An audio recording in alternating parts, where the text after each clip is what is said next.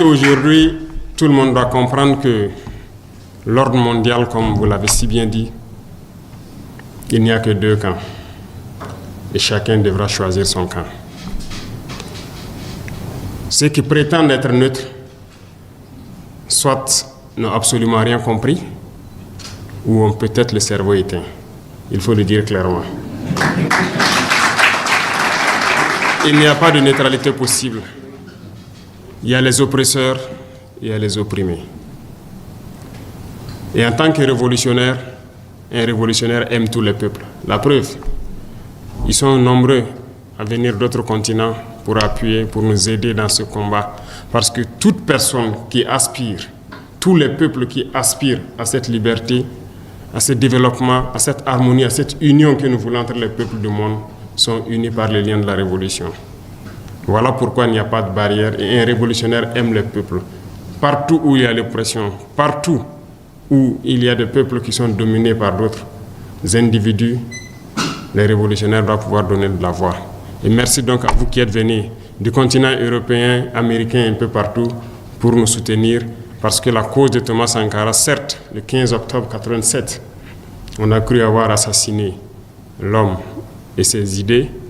On a tenté de détruire toutes les archives, même en passant par notre télévision nationale. Les gens ont essayé de détruire tout ce qui pouvait exister. Ils sont témoins, vous pourrez passer à la RTB les demander. Toutes les boîtes d'archives ont été vidées, essayer d'effacer totalement les faits de Thomas Sankara. Dieu merci, certains ont pu conserver beaucoup de choses de lui. Aujourd'hui, plus que jamais, on se rend compte que l'homme, oui, la chair s'en est allée, mais l'esprit demeure sur le monde.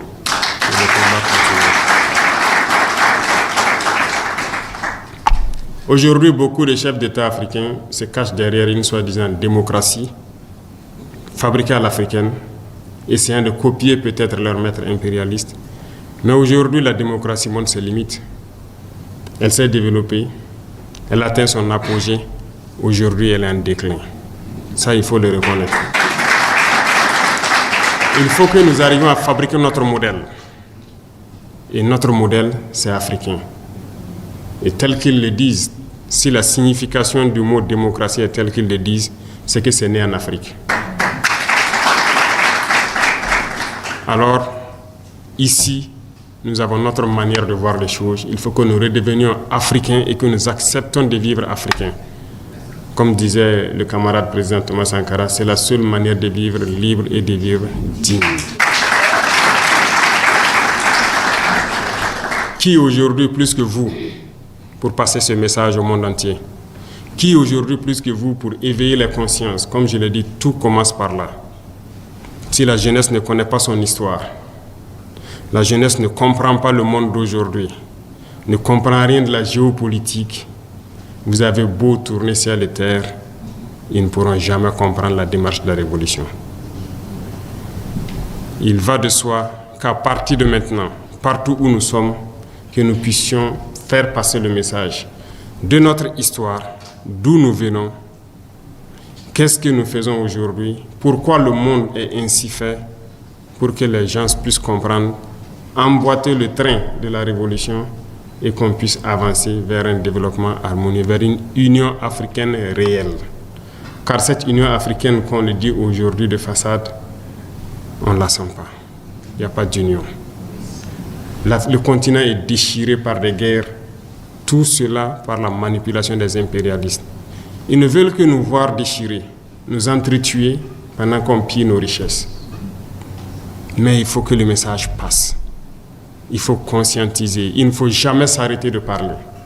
Certains diront que beaucoup d'entre vous peut-être parlent beaucoup.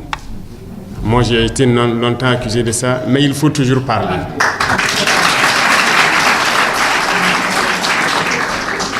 J'ai rencontré une fois le président vénézuélien. Il me disait, le père de la révolution, chaque jour il parlait à la radio.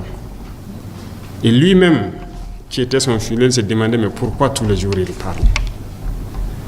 Et Chavez l'a dit, il faut toujours parler pour que les gens comprennent le message et que le message de l'impérialisme ne puisse pas passer.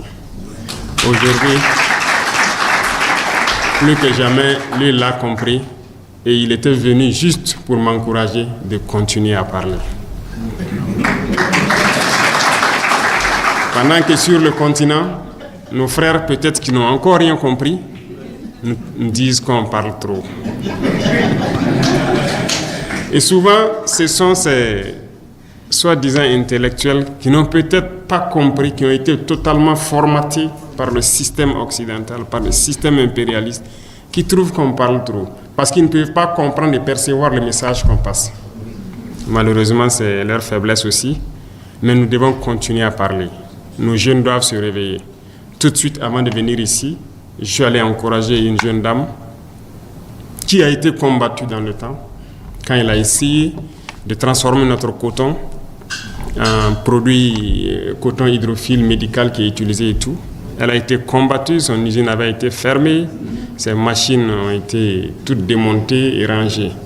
Quand nous sommes arrivés, nous avons essayé de la soutenir et l'usine a réouvert ce matin. L'Afrique ne demande que ça, produire, transformer et consommer. Et nous allons continuer à encourager ces genres d'initiatives. Mais tout ça, c'est par le changement de mentalité. Et aussi, je dirais, en forçant la main à certains. Et c'est là la révolution. Parce que le changement de mentalité dans la bourgeoisie est difficile. Et c'est cette bourgeoisie qui oppresse et qui continue de conjuguer avec l'impérialisme parce qu'ils ont les moyens. Et aussi, ils communiquent. Ils passent par tous les canaux pour amener les jeunes Africains à stagner. C'est par là que les jeunes Africains se retrouvent à prendre l'eau, à mourir par milliers dans l'océan pour essayer de rejoindre l'Eldorado, si on peut le dire. Mais il faut qu'on arrive à le créer ici. Et c'est possible. Nous nous sommes lancés dans cette révolution et je pense qu'aujourd'hui, pour l'Afrique, c'est le seul chemin qui puisse permettre de pouvoir se développer. Passé cela, je ne vois pas autre méthode qui puisse résister aux manœuvres de l'impérialisme et de ses valets locaux sur place. Vous ne pourrez pas avancer, ils mettront toujours des bâtons dans vos roues à travers les textes que les impérialistes eux-mêmes ont avancés, les ont amenés à développer, à travers les organismes, les institutions que les impérialistes les ont aidés à mettre en place dans nos États. Il faut pouvoir casser tout ça pour que l'Afrique puisse ressurgir, s'unir et avancer. Les guerres nous ont trop déchirés. Parler des guerres, essayer de toucher leur cœur. Nous sommes en guerre au Burkina, nous connaissons d'où ça vient, nous nous battons. Mais quand nous regardons l'histoire de certains pays, ça nous déchire encore plus le cœur.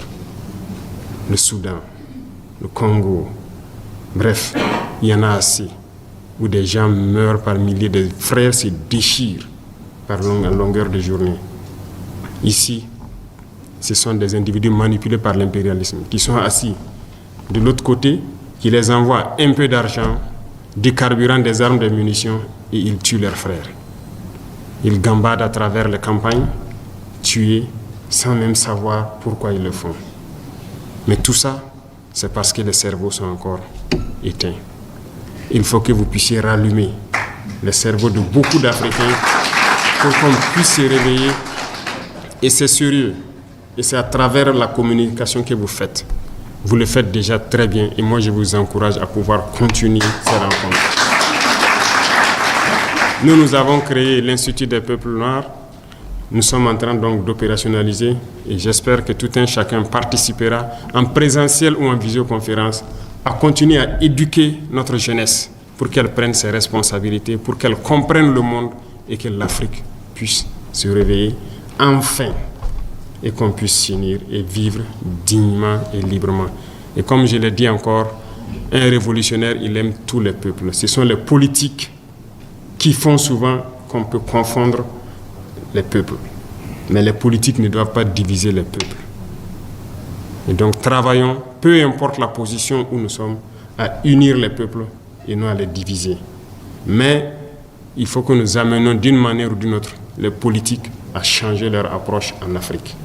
Et là aussi, nous allons continuer à parler, quitte à ce que ce ne soit pas diplomatique, mais nous allons le faire.